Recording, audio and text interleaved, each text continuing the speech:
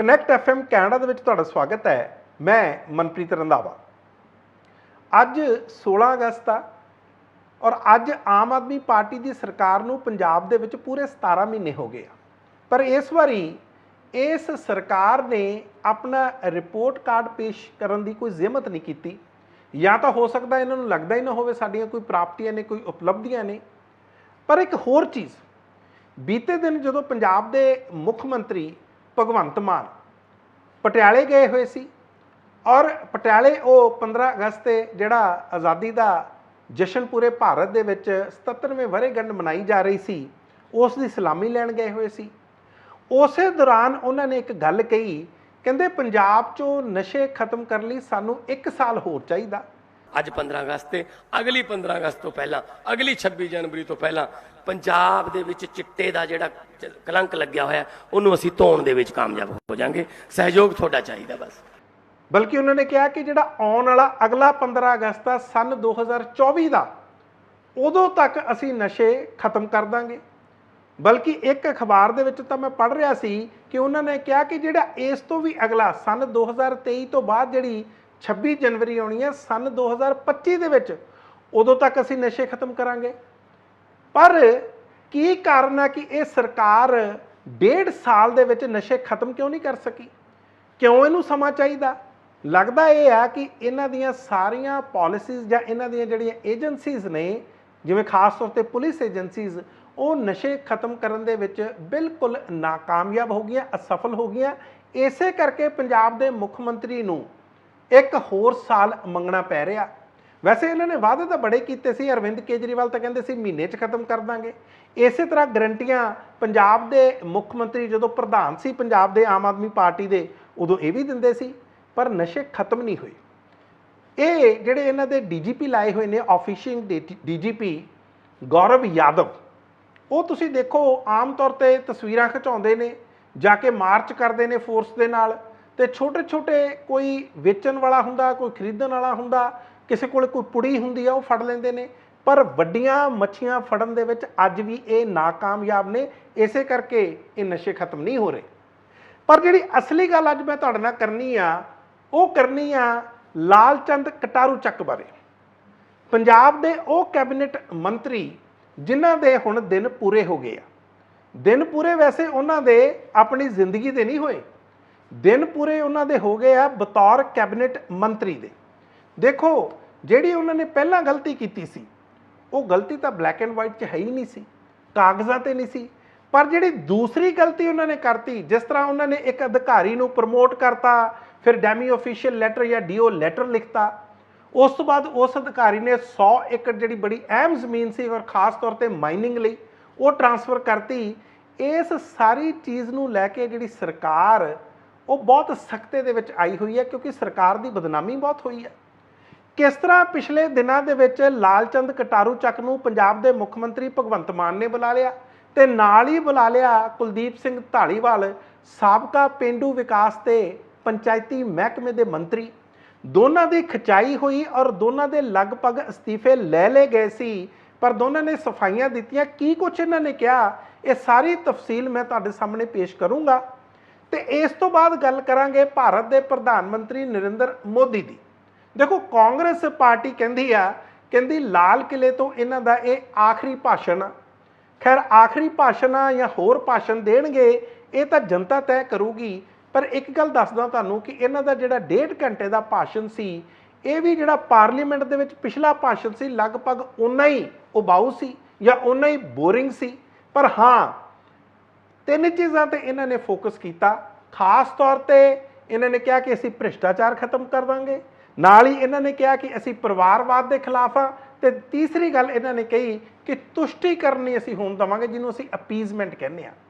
ਇਸ ਚੀਜ਼ ਨੂੰ ਵੀ ਚੰਗੀ ਤਰ੍ਹਾਂ ਸਮਝਾਂਗੇ, ਕਿਉਂਕਿ ਭਾਰਤ ਦੇ ਪ੍ਰਧਾਨ ਮੰਤਰੀ ਨਰਿੰਦਰ ਮੋਦੀ ਜੋ ਕੁਛ ਇਹ ਕਹਿ ਰਹੇ ਆ, ਹੁਣ ਆਪ ਇਹਨਾਂ ਚੀਜ਼ਾਂ ਦੇ ਵਿੱਚ ਫਸ ਗਏ ਆ। ਉਹਨਾਂ ਦੀ ਸਰਕਾਰ ਫਸ ਗਈ ਆ।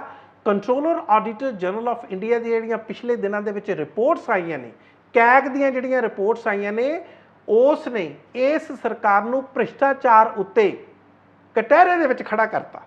ਪੰਜਾਬ ਦੇ 2 ਅਹਿਮ ਕੈਬਨਿਟ ਮੰਤਰੀ ਹੁਣ ਮੁਸ਼ਕਿਲ 'ਚ ਨੇ। ਜਿਸ ਤਰ੍ਹਾਂ ਮੈਂ ਤੁਹਾਨੂੰ ਪਹਿਲਾਂ ਵੀ ਦੱਸਿਆ ਕਿ ਲਾਲਚੰਦ ਕਟਾਰੂ ਚੱਕ ਇਹਨਾਂ ਕੋਲੇ ਬੜੇ ਅਹਿਮ ਮਹਿਕਮੇ ਨੇ, ਖਾਸ ਤੌਰ ਤੇ ਇਹਨਾਂ ਕੋਲੇ ਜੰਗਲਾਤ ਦਾ ਮਹਿਕਮਾ, ਜੰਗਲੀ ਜੀਵਾਂ ਦਾ ਮਹਿਕਮਾ, ਇਸੇ ਤਰ੍ਹਾਂ ਫੂਡ ਐਂਡ ਸਿਵਲ ਸਪਲਾਈਜ਼ ਤੇ ਕੰਜ਼ਿਊਮਰ ਅਫੇਅਰਸ ਦਾ ਮਹਿਕਮਾ ਵੀ ਇਹਨਾਂ ਕੋਲੇ ਹੀ ਆ। ਤੇ ਕੁਲਦੀਪ ਸਿੰਘ ਧਾਲੀਵਾਲ ਇਹ ਸਾਬਕਾ ਪੇਂਡੂ ਵਿਕਾਸ ਤੇ ਪੰਚਾਇਤੀ ਮਹਿਕਮੇ ਦੇ ਮੰਤਰੀ ਆ। ਹੁਣ ਇਹਨਾਂ ਤੋਂ ਪਿਛਲੇ ਦਿਨਾਂ ਦੇ ਵਿੱਚ ਤੁਹਾਨੂੰ ਪਤਾ ਹੀ ਆ ਕਿ ਇਹ ਮਹਿਕਮਾ ਵੀ ਲੈ ਲਿਆ ਗਿਆ ਸੀ, ਤੇ ਇਸ ਤੋਂ ਇਲਾਵਾ ਖੇਤੀਬਾੜੀ ਦਾ ਮਹਿਕਮਾ ਉਹ ਵੀ ਇਹਨਾਂ ਤੋਂ ਵਾਪਸ ਲੈ ਲਿਆ ਗਿਆ ਸੀ ਪਿਛਲੇ ਜੂਨ ਦੇ ਮਹੀਨੇ ਦੇ ਵਿੱਚ। ਤੇ ਕੇਵਲ ਇੱਕ ਮਹਿਕਮਾ ਇਹਨਾਂ ਕੋਲੇ ਬਚਿਆ ਨਾਨ ਰੈਜ਼ੀਡੈਂਟ ਇੰਡੀਅਨਸ ਦਾ। ਉਹਨਾਂ ਦੇ ਨਾਲ ਜਿਹੜੇ ਉਹਨਾਂ ਦੇ ਮਸਲੇ ਨੇ ਉਹਨਾਂ ਨੂੰ ਹੱਲ ਕਰਨ ਦਾ, ਉਹਨਾਂ ਨੂੰ ਕਿਸੇ ਨਾ ਕਿਸੇ ਤਰ੍ਹਾਂ ਰਿਜ਼ੋਲਵ ਕਰਨ ਦਾ ਮਹਿਕਮਾ ਉਹ ਇਹਨਾਂ ਕੋਲੇ ਆ। ਪਰ ਲੱਗਦਾ ਹੁਣ ਇਹਨਾਂ ਦੋਨਾਂ ਮੰਤਰੀਆਂ ਦੀਆਂ ਮੁਸ਼ਕਲਾਂ ਵੱਧ ਗਈਆਂ ਨੇ, ਔਰ ਖਾਸ ਤੌਰ ਤੇ ਲਾਲਚੰਦ ਕਟਾਰੂ ਚੱਕ ਦੀਆਂ।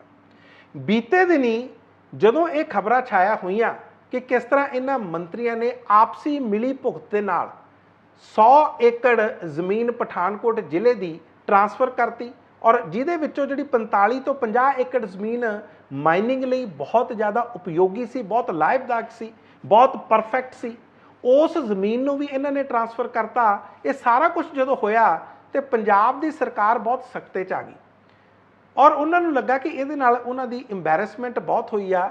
ਲਾਲਚੰਦ ਕਟਾਰੂ ਚੱਕ ਪਹਿਲਾਂ ਤਾਂ ਬਚ ਗਏ ਸੀ, ਕਿਉਂਕਿ ਜਿਹੜੇ ਪਹਿਲਾਂ ਉਹਨਾਂ ਦਾ ਕਾਰਨਾਮਾ ਸੀ ਜਿਹੜਾ ਸੁਰਖੀਆਂ ਬਣਿਆ, ਉਹਦੇ ਵਿੱਚ ਪੰਜਾਬ ਸਰਕਾਰ ਨੇ ਇੱਕ ਤਰ੍ਹਾਂ ਠਾਣ ਲਿਆ ਸੀ, ਜਾਂ ਇੱਕ ਤਰ੍ਹਾਂ ਉਹਨਾਂ ਨੇ ਇਹ ਹਈਆ ਕਰ ਲਿਆ ਸੀ ਕਿ ਅਸੀਂ ਇਸ ਮੰਤਰੀ ਨੂੰ ਕਿਸੇ ਨਾ ਕਿਸੇ ਤਰ੍ਹਾਂ ਬਚਾਉਣਾ।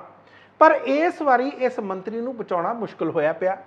ਜਦੋਂ ਇਹਨਾਂ ਦੋਨਾਂ ਨੂੰ ਬੁਲਾ ਕੇ ਪੁੱਛਿਆ ਪੰਜਾਬ ਦੇ ਮੁੱਖ ਮੰਤਰੀ ਭਗਵੰਤ ਮਾਨ ਨੇ, ਤੇ ਦੋਨਾਂ ਨੇ ਆਪਣੀ ਗੱਲ ਕਹੀ, ਪਰ ਲਾਲਚੰਦ ਕਟਾਰੂ ਚੱਕ ਕੋਈ ਬਹੁਤ ਜ਼ਿਆਦਾ ਆਪਣੀ ਜਿਹੜੀ ਡਿਫੈਂਸ ਆ ਜਾਂ ਆਪਣੀ ਸਫਾਈ ਆ ਉਹ ਮੁੱਖ ਮੰਤਰੀ ਅੱਗੇ ਪੇਸ਼ ਨਹੀਂ ਕਰ ਸਕੇ।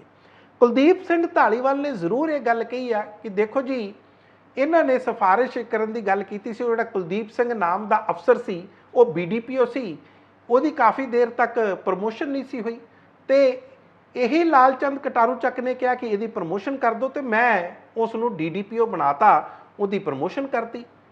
ਉਸ ਤੋਂ ਬਾਅਦ 23 ਫਰਵਰੀ ਨੂੰ, ਇਸੇ ਸਾਲ 23 ਫਰਵਰੀ ਨੂੰ ਲਾਲਚੰਦ ਕਟਾਰੂ ਚੱਕ ਨੇ ਇੱਕ DO ਲਿਖਿਆ, ਇੱਕ ਡੈਮੀ ਅਫੀਸ਼ੀਅਲ ਲੈਟਰ ਲਿਖਿਆ, ਔਰ ਉਹ ਲਿਖਿਆ ਕਿਹਨੂੰ ਸੀ?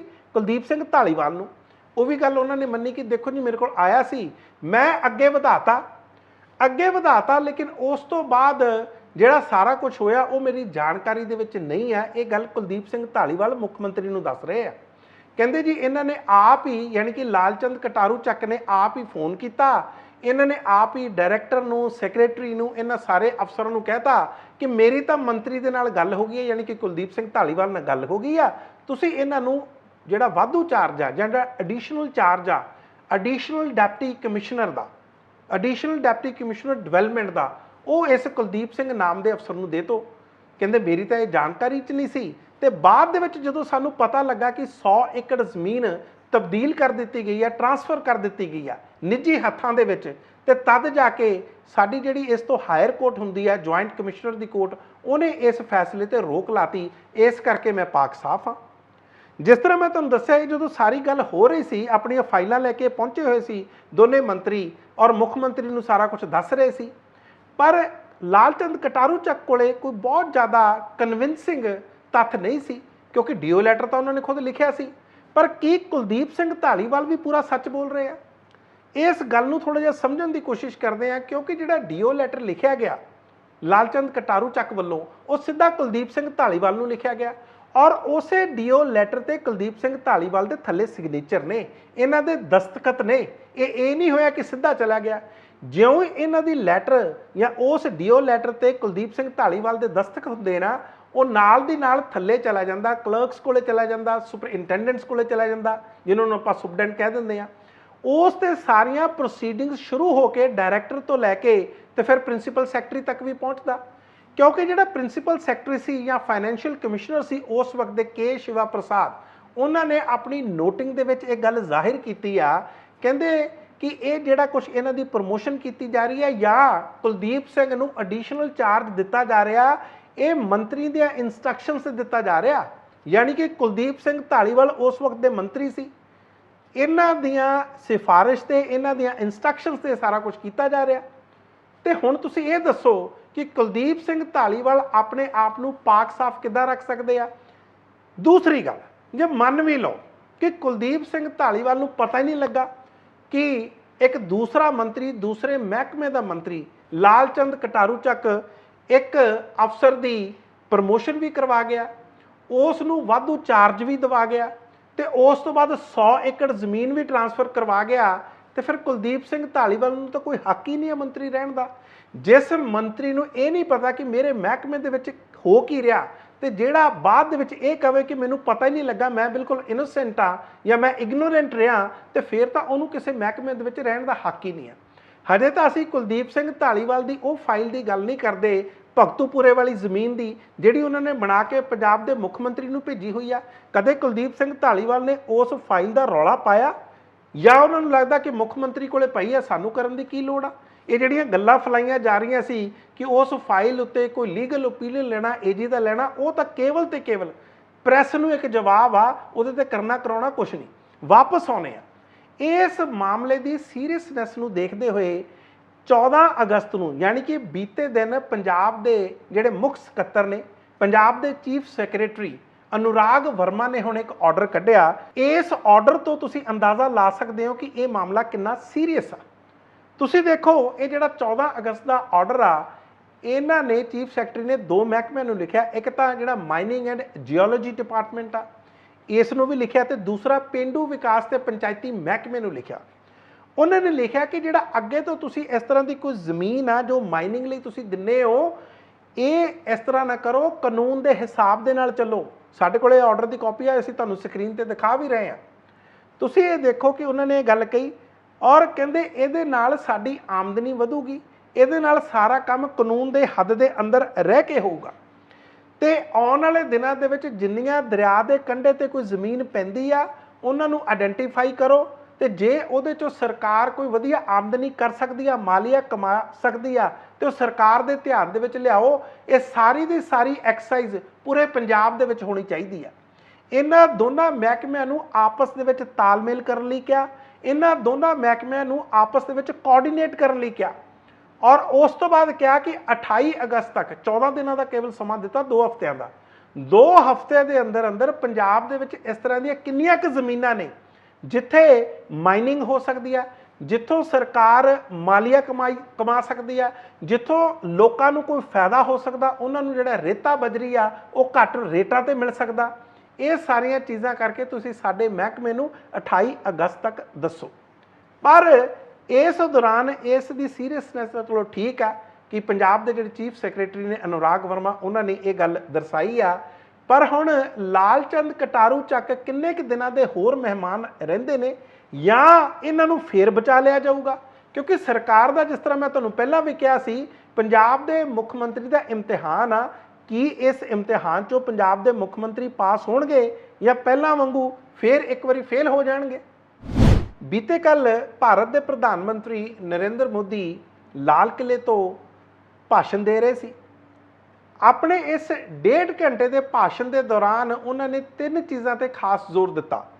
ਇੱਕ ਤਾਂ ਭ੍ਰਿਸ਼ਟਾਚਾਰ ਤੇ, ਪਰਿਵਾਰਵਾਦ ਤੇ ਤੁਸ਼ਟੀਕਰਨ ਤੇ। ਤੁਸ਼ਟੀਕਰਨ ਜਿਸ ਨੂੰ ਅਸੀਂ ਅਪੀਜ਼ਮੈਂਟ ਕਹਿ ਦਿੰਦੇ ਹਾਂ, ਖਾਸ ਤੌਰ ਤੇ ਮਾਈਨੋਰਿਟੀਜ਼ ਦੀ ਜਾਂ ਜਿਹੜੇ ਘੱਟ ਗਿਣਤੀ ਦੇ ਤਬਕੇ ਉਹਨਾਂ ਦੀ ਤੁਸ਼ਟੀਕਰਨ ਜਾਂ ਉਹਨਾਂ ਦੀ ਅਪੀਜ਼ਮੈਂਟ। ਇਸ ਤੋਂ ਇਲਾਵਾ ਹੋਰ ਵੀ ਇਹਨਾਂ ਨੇ ਕਈ ਗੱਲਾਂ ਕੀਤੀਆਂ, ਪਰ ਮੈਂ ਜਿਹੜਾ ਅੱਜ ਫੋਕਸ ਰੱਖਣਾ ਚਾਹੁੰਦਾ ਉਹ ਭ੍ਰਿਸ਼ਟਾਚਾਰ ਤੇ। ਕਿਉਂਕਿ ਭਾਰਤੀ ਜਨਤਾ ਪਾਰਟੀ ਅਕਸਰ ਇਹ ਕਹਿੰਦੀ ਆ ਕਿ ਅਸੀਂ ਬਿਲਕੁਲ ਪਾਕ ਸਾਫ਼ ਹਾਂ, ਸਾਡੇ ਗਿਰੇਬਾਨ ਤੇ ਕਿਸੇ ਤਰ੍ਹਾਂ ਦਾ ਕੋਈ ਭ੍ਰਿਸ਼ਟਾਚਾਰ ਦਾ ਦਾਗ ਨਹੀਂ ਆ। ਔਰ ਭਾਰਤ ਦੇ ਪ੍ਰਧਾਨ ਮੰਤਰੀ ਪਿਛਲੇ ਦਿਨਾਂ ਦੇ ਵਿੱਚ ਜਦੋਂ ਪਾਰਲੀਮੈਂਟ ਦੇ ਵਿੱਚ ਵੀ ਬੋਲ ਰਹੇ ਸੀ, ਉੱਥੇ ਵੀ ਉਹਨਾਂ ਨੇ ਗੱਲ ਕਹੀ ਕਿ ਸਾਡੇ ਤੇ ਤਾਂ ਛੋਟਾ ਜਿਹਾ ਵੀ ਕੋਈ ਦਾਗ ਨਹੀਂ ਆ। ਪਰ ਪਿਛਲੇ ਦਿਨਾਂ ਦੇ ਵਿੱਚ ਲੋਕ ਸਭਾ ਦਾ ਜਿਹੜਾ ਸੈਸ਼ਨ ਚੱਲ ਰਿਹਾ ਸੀ, ਉਸ ਦੌਰਾਨ controller auditor general of India, CAG ਜਿਹਨੂੰ ਅਸੀਂ ਕਹਿ ਦਿੰਦੇ ਆ, ਉਸ ਨੇ ਕੁਝ ਰਿਪੋਰਟਸ ਪੇਸ਼ ਕੀਤੀਆਂ ਜਿਸ ਵਿੱਚ ਲੱਗਦਾ ਹੈ ਕਿ ਹੁਣ ਜਿਹੜੀ ਭਾਰਤੀ ਜਨਤਾ ਪਾਰਟੀ ਇਹ ਦਾਅਵੇ ਕਰਦੀ ਆ ਕਿ ਸਾਡੇ ਤੇ ਕਿਸੇ ਤਰ੍ਹਾਂ ਦਾ ਕੋਈ ਭ੍ਰਿਸ਼ਟਾਚਾਰ ਦਾ ਦਾਗ ਨਹੀਂ ਆ, ਉਹ ਸਾਰੀਆਂ ਗੱਲਾਂ ਕਿਤੇ ਨਾ ਕਿਤੇ ਗਲਤ ਸਾਬਿਤ ਹੁੰਦੀਆਂ। ਬਲਕਿ ਤੁਸੀਂ ਉਹ ਵਾਕਿਆ ਵੀ ਯਾਦ ਕਰੋ ਭਾਰਤ ਦੇ ਪ੍ਰਧਾਨ ਮੰਤਰੀ ਨਰਿੰਦਰ ਮੋਦੀ ਦਾ, ਜਦੋਂ ਕਹਿੰਦੇ ਆ ਨਾ ਖਾਊਂਗਾ ਨਾ ਖਾਣੇ ਦੂੰਗਾ। ਪਰ ਇੱਥੇ ਆ ਕੇ ਸਾਰਾ ਕੁਝ ਡਿਫਰੈਂਟ ਲੱਗਦਾ। ਇਹਨਾਂ ਦੀ ਇਹ ਜਿਹੜੀ ਭ੍ਰਿਸ਼ਟਾਚਾਰ ਦੇ ਖਿਲਾਫ ਮੁਹਿੰਮ ਆ, ਉਹ ਵੀ ਕਿਤੇ ਨਾ ਕਿਤੇ ਨਾਕਾਮਯਾਬ ਹੁੰਦੀ ਹੋਈ ਲੱਗਦੀ ਆ। ਅਯੋਧਿਆ ਚੱਲਦੇ ਆ। ਅਯੋਧਿਆ ਦੇ ਵਿੱਚ ਜਿਹੜਾ ਰਾਮ ਮੰਦਿਰ ਬਣਿਆ ਉਹਦੇ ਲਈ ਭਾਰਤੀ ਜਨਤਾ ਪਾਰਟੀ ਤੁਹਾਨੂੰ ਪਤਾ ਕ੍ਰੈਡਿਟ ਵੀ ਲੈਂਦੀ ਆ, ਬੜਾ ਫਖਰ ਵੀ ਮਹਿਸੂਸ ਕਰਦੀ ਆ। ਇੱਥੇ ਅਯੋਧਿਆ ਡਿਵੈਲਪਮੈਂਟ ਪਲਾਨ ਆ, ਉਸ ਦੇ ਅਧੀਨ ਸਵਦੇਸ਼ ਦਰਸ਼ਨ ਸਕੀਮ ਚਲਾਈ ਜਾ ਰਹੀ ਆ ਔਰ ਇਸੇ ਦੌਰਾਨ ਇੱਥੇ ਆਡਿਟ ਕੀਤਾ ਜਾ ਰਿਹਾ ਕਿ ਜਿਹੜੇ ਇੱਥੇ ਪ੍ਰੋਜੈਕਟ ਚੱਲ ਰਹੇ ਨੇ ਕੀ ਠੀਕ ਨੇ। ਜਦੋਂ ਕੈਗ ਨੇ ਇਹਦਾ ਜਨਵਰੀ ਸਨ 2015 ਤੋਂ ਲੈ ਕੇ ਤੇ ਮਾਰਚ ਸਨ 2022 ਤੱਕ ਇਹਦਾ ਆਡਿਟ ਕੀਤਾ, ਸਾਰੀਆਂ ਫਾਈਲਾਂ ਇਹਨਾਂ ਦੇ ਖੰਗਾਲੀਆਂ ਤੇ ਪਤਾ ਲੱਗਾ ਕਿ ਇਸ ਪ੍ਰੋਜੈਕਟ ਦੇ ਦੌਰਾਨ ਵੀ ਠੇਕੇਦਾਰਾਂ ਨੂੰ, ਕੰਟਰੈਕਟਰਸ ਨੂੰ ਬਹੁਤ ਫਾਇਦੇ ਦਿੱਤੇ ਗਏ ਨੇ, ਬਲਕਿ 20 ਕਰੋੜ ਦੇ ਫਾਇਦੇ ਉਹਨਾਂ ਨੇ ਫਾਈਲ ਤੇ ਲੈ ਕੇ ਆਂਦੇ ਕਿ 20 ਕਰੋੜ ਦੇ ਫਾਇਦੇ ਉਹਨਾਂ ਨੂੰ ਦਿੱਤੇ ਗਏ, ਬੇਨਿਯਮੀਆਂ ਹੋਈਆਂ, ਇਰਰੈਗੂਲਰਿਟੀਜ਼ ਹੋਈਆਂ। ਇਸ ਤੋਂ ਅੱਗੇ ਆ ਜਾਓ, ਤੁਸੀਂ ਦਵਾਰਕਾ ਐਕਸਪ੍ਰੈਸ ਦਾ ਨਾਮ ਜ਼ਰੂਰ ਸੁਣਿਆ ਹੋਵੇਗਾ। ਇਹ ਇੱਕ ministry of road transport and highways, ਇਹਨਾਂ ਦਾ ਇੱਕ ਪ੍ਰੋਜੈਕਟ ਆ ਜਿਹੜਾ ਦਿੱਲੀ ਤੋਂ ਗੁੜਗਾਉਂ ਇੱਕ ਨੈਸ਼ਨਲ ਹਾਈਵੇ ਬਣਨਾ, 48 ਨੰਬਰ 48 ਨੰਬਰ ਇਹਦਾ ਨਾਂ, 16 ਲੇਨ ਦਾ ਬਣਨਾ। ਇੱਥੇ ਲਗਭਗ 29.6 ਕਿਲੋਮੀਟਰ, ਤੁਸੀਂ 30 ਕਿਲੋਮੀਟਰ ਕਹਿ ਸਕਦੇ ਹੋ, 30 ਕਿਲੋਮੀਟਰ ਦੀ ਇਹ ਰੋਡ ਬਣਨੀ ਸੀ। ਔਰ ਤੁਸੀਂ ਦੇਖੋ ਇਹਦਾ ਵੀ ਜਦੋਂ ਆਡਿਟ ਕੀਤਾ ਗਿਆ ਸਨ 2017-18 ਤੋਂ ਲੈ ਕੇ ਸਨ 2020-21 ਤੱਕ, ਤੇ ਤੁਸੀਂ ਹੈਰਾਨ ਰਹਿ ਜਾਓਗੇ। ਕੈਬਨਿਟ ਕਮੇਟੀ ਜਿਹੜੀ ਇਕਨੋਮਿਕ ਅਫੇਅਰਸ ਦੀ ਕੈਬਨਿਟ ਕਮੇਟੀ ਆ, ਉਹਨਾਂ ਨੇ ਰੇਟ ਪਾਸ ਕੀਤੇ ਸੀ ਕਿ ਪ੍ਰਤੀ ਕਿਲੋਮੀਟਰ ਇਸ ਸੜਕ ਨੂੰ ਜਦੋਂ ਬਣਾਉਣਾ ਉਸ ਤੇ ਖਰਚਾ ਆਊਗਾ 18 ਕਰੋੜ ਤੇ 20 ਲੱਖ ਦਾ। ਕੀ ਤੁਸੀਂ ਸਮਝ ਸਕਦੇ ਹੋ ਕਿ ਇਸ ਤੇ ਖਰਚਾ ਆਇਆ ਕਿੰਨਾ? ਇਸ ਆਡਿਟ ਰਿਪੋਰਟ ਜਿਹੜੀ ਕੈਗ ਦੀ ਰਿਪੋਰਟ ਆਈ ਆ, ਉਹਨੇ ਕਿੰਨਾ ਖਰਚਾ ਕੱਢਿਆ? 1 ਕਿਲੋਮੀਟਰ ਦਾ 251 ਕਰੋੜ, 251 ਕਰੋੜ 1 ਕਿਲੋਮੀਟਰ ਬਣਾਉਣ ਲਈ। ਔਰ ਇਹਦਾ ਐਗਜ਼ੈਕਟ ਦੱਸ ਦੇਣਾ 250 ਕਰੋੜ ਤੇ 77 ਲੱਖ। ਤੁਸੀਂ ਆਪ ਅੰਦਾਜ਼ਾ ਲਾਓ, ਜਿਹੜੀ ਸੜਕ ਦਾ 1 ਕਿਲੋਮੀਟਰ 18 ਕਰੋੜ 'ਚ ਬਣਨਾ ਸੀ ਉਹ 250 ਕਰੋੜ 'ਚ ਬਣਿਆ। ਗੱਲ ਇੱਥੇ ਖਤਮ ਨਹੀਂ ਹੁੰਦੀ। ਇੱਕ ਹੋਰ ਰਿਪੋਰਟ ਤੁਹਾਨੂੰ ਦੱਸਦਾ, ਓਲਡ ਪੈਨਸ਼ਨ ਸਕੀਮ, ਇਹ ਜਿਹੜੀ ਨੈਸ਼ਨਲ ਸੋਸ਼ਲ ਅਸਿਸਟੈਂਸ ਸਕੀਮ ਲੈ ਕੇ ਆਂਦੀ ਆ, ਇਹ ਬਜ਼ੁਰਗਾਂ ਲਈ, ਜਿਹੜੇ ਖਾਸ ਤੌਰ ਤੇ ਬਜ਼ੁਰਗ ਹੋ ਜਾਂਦੇ ਨੇ, ਉਹਨਾਂ ਨੂੰ ਕੋਈ ਓਲਡ ਪੈਨਸ਼ਨ ਸਕੀਮ ਮਿਲ ਜੇ, ਉਹਨਾਂ ਦਾ ਕੋਈ ਫਾਇਦਾ ਹੋ ਸਕੇ, ਤਾਂ ਕਿ ਉਹਨਾਂ ਦੀ ਜਿਹੜੀ ਜ਼ਿੰਦਗੀ ਆ, ਉਹਨਾਂ ਦੀ ਗੁਜ਼ਰ ਬਸਰ ਆ, ਉਹ ਵਧੀਆ ਢੰਗ ਨਾਲ ਚੱਲ ਸਕੇ। ਹੁਣ ਇਹ ਸਕੀਮ ਦੇ ਵਿੱਚ ਵੀ ਕੈਗ ਨੇ, controller auditor general of India ਨੇ ਬਹੁਤ ਖਾਮੀਆਂ ਕੱਢੀਆਂ। ਉਹਨਾਂ ਨੇ ਕਿਹਾ ਕਿ ਇਹ ਜਿਹੜੀ ਭਾਰਤ ਦੀ ਸਰਕਾਰ ਆ, ਇਹਨਾਂ ਨੇ ਇਸ ਦਾ ਪੈਸਾ ਸਾਰਾ ਡਾਇਵਰਟ ਕਰਕੇ ਆਪਣੇ ਪ੍ਰਚਾਰ ਤੇ ਖਰਚਿਆ, ਆਪਣੀ ਪਬਲਿਸਿਟੀ ਤੇ ਖਰਚਿਆ 57 ਕਰੋੜ ਤੇ 45 ਲੱਖ। ਔਰ ਇਹ ਜਿਹੜੇ ਇਸ਼ਤਿਹਾਰ ਦਿੱਤੇ ਗਏ ਨੇ, ਇਹ ਤੁਸੀਂ ਦੇਖੋ ਰਾਜਸਥਾਨ ਦੇ ਵਿੱਚ, ਛੱਤੀਸਗੜ੍ਹ ਦੇ ਵਿੱਚ, ਜੰਮੂ ਕਸ਼ਮੀਰ ਦੇ ਵਿੱਚ, ਓਡੀਸ਼ਾ ਦੇ ਵਿੱਚ, ਗੋਆ ਦੇ ਵਿੱਚ ਤੇ ਬਿਹਾਰ ਦੇ ਵਿੱਚ। ਅਸੀਂ ਆਮ ਆਦਮੀ ਪਾਰਟੀ ਦੀਆਂ ਬੜੀਆਂ ਗੱਲਾਂ ਕਰਦੇ ਹਾਂ ਕਿ ਦੇਖੋ ਜੀ ਇਹਨਾਂ ਨੇ ਪੈਸੇ ਡਾਇਵਰਟ ਕਰਤੇ, ਪਰ ਭਾਰਤੀ ਜਨਤਾ ਪਾਰਟੀ ਹੈ ਜਿਹੜੀ, ਉਹ ਤਾਂ ਖੈਰ ਇਹ ਇੱਕ ਛੋਟਾ ਜਿਹਾ ਹਿੱਸਾ ਆ। ਇਸ ਤੋਂ ਵੀ ਆਉਣ ਵਾਲੇ ਦਿਨਾਂ ਦੇ ਵਿੱਚ ਕਈ ਖੁਲਾਸੇ ਹੋ ਸਕਦੇ ਨੇ, ਲੇਕਿਨ ਇਹ ਜਿਹੜੀ ਮੁੱਢਲੀ ਰਿਪੋਰਟ ਆਈ ਹੈ ਕੈਗ ਦੀ, ਉਸ ਦੇ ਵਿੱਚ ਇਹ ਖੁਲਾਸਾ ਹੋਇਆ।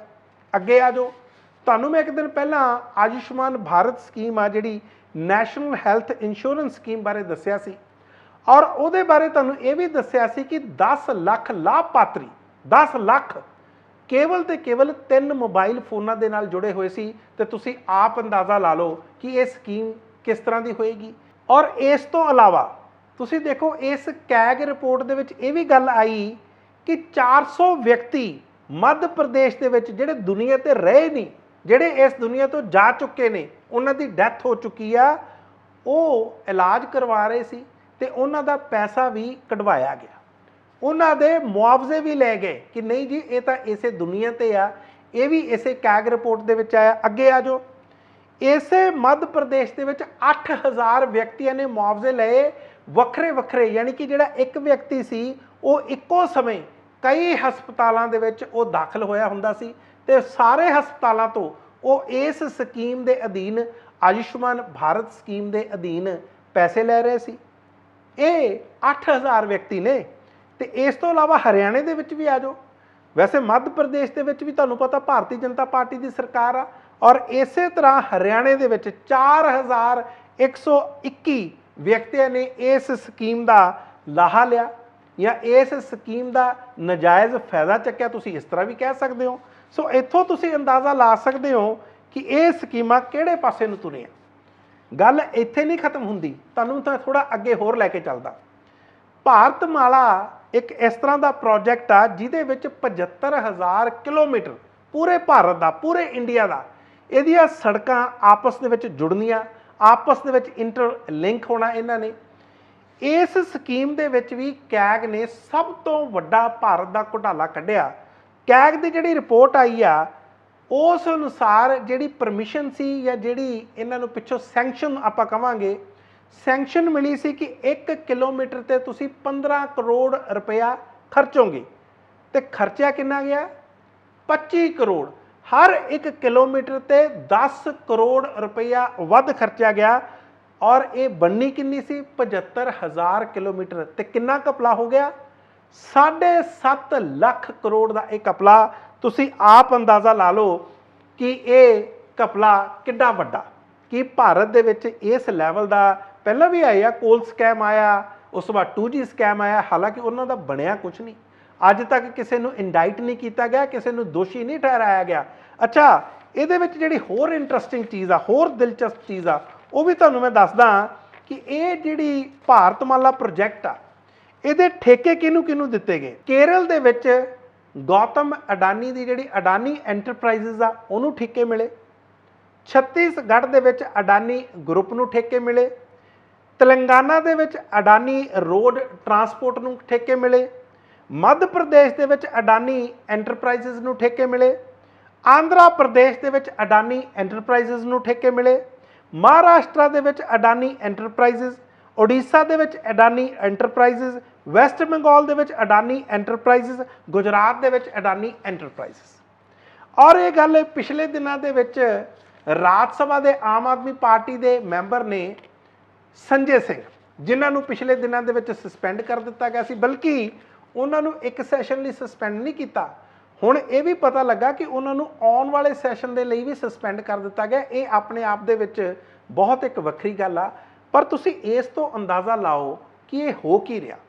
ਬਾਕੀ ਤਾਂ ਹਜੇ ਆਪਾਂ ਕੋਈ ਗੱਲ ਹੀ ਨਹੀਂ ਕੀਤੀ, ਨਾ ਆਪਾਂ ਕੋਈ ਹਿੰਡਨਬਰਗ ਦੀ ਗੱਲ ਕੀਤੀ ਹੈ, ਹਿੰਡਨਬਰਗ ਰਿਪੋਰਟ ਕੀ ਆਈ ਆ, ਨਾ ਆਪਾਂ ਗੌਤਮ ਅਡਾਨੀ ਨੂੰ ਕਿਸ ਤਰ੍ਹਾਂ ਦੇਸ਼ ਦੀਆਂ ਬੰਦਰਗਾਹਾਂ ਜਾਂ ਉਹਨਾਂ ਨੂੰ 에ਅਰਪੋਰਟਸ ਜਾਂ ਹੋਰ तमाम ਚੀਜ਼ਾਂ ਦੇ ਦਿੱਤੀਆਂ ਗਈਆਂ ਨੇ।